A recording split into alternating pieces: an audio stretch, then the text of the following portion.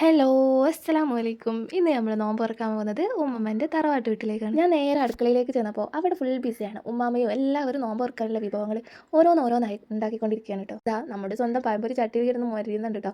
അതിൻ്റെ കൂടെ ഒന്നാമതൊരു chicken fry. ഈ മണം അടിക്കുമ്പോൾ തന്നെ വയറ്റിൽ നിന്ന് ആകെ ഒരു ഗുടുഗുടുപ്പാണ് കേട്ടോ. ഒരാളിതാ കടേക്കോല് തപ്പിക്കൊണ്ടിരിക്കുകയാണ് കേട്ടോ. വേറെ ആരുമല്ല, എൻ്റെ അനിയത്തിനാണ് കേട്ടോ. ഇവരെല്ലാം പണിയെടുക്കുന്നല്ലേ, അപ്പോൾ എന്തെങ്കിലും ഞാൻ ചെയ്യേണ്ടതെന്ന് പറഞ്ഞിട്ട് എൻ്റെ മോട് ചൂരെല്ലാം എടുത്തിട്ട് വരുന്നുണ്ട് കേട്ടോ.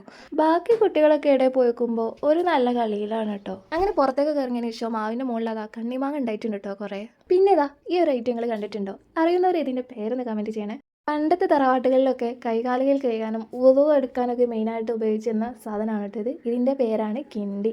ഇന്നത്തെ തലമുറക്ക് അതൊരു കൗതുകമായും തോന്നാം കേട്ടോ. അങ്ങനെ സമയം പോയതറിയില്ല, 6 മണിയായി. അപ്പോൾ നമുക്ക് കുട്ടികൾക്ക് നേരത്തെ തന്നെ ഭക്ഷണം കൊടുക്കാം. എന്നാൽ നമുക്ക് നോമ്പ് തുറക്കുമ്പോൾ സുഖമായിട്ട് സമാധാനമായിട്ട് നോമ്പ് തുറക്കാം. അവരങ്ങനെ ഇവിടെ കളിച്ചിരുന്നോളൂ കേട്ടോ.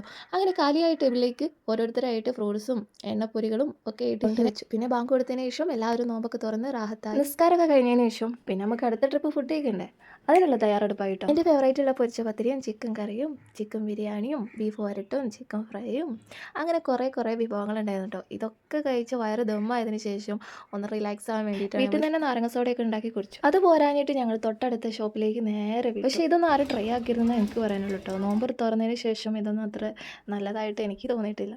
ഐസ്ക്രീം അടിപൊളിയായിരുന്നു കേട്ടോ. പിന്നെ മൂഡ് ഓഫ് വരാൻ തുടങ്ങി. എന്താണെന്നല്ലേ, എല്ലാവരും ഓരോരുത്തരായിട്ട് യാത്രയായി.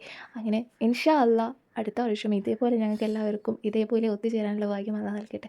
ഇതേപോലെ ഒരു അനുഭവം നിങ്ങൾക്ക് ഉണ്ടായിട്ടുണ്ടെങ്കിൽ കമൻറ്റ് ചെയ്യട്ടോ. അപ്പോൾ ഇന്നത്തേക്ക് ഇത്രയേ ഉള്ളൂ. അടുത്ത വീഡിയോയുമായിട്ട് വീണ്ടും കാണാം. ചട്ടാ.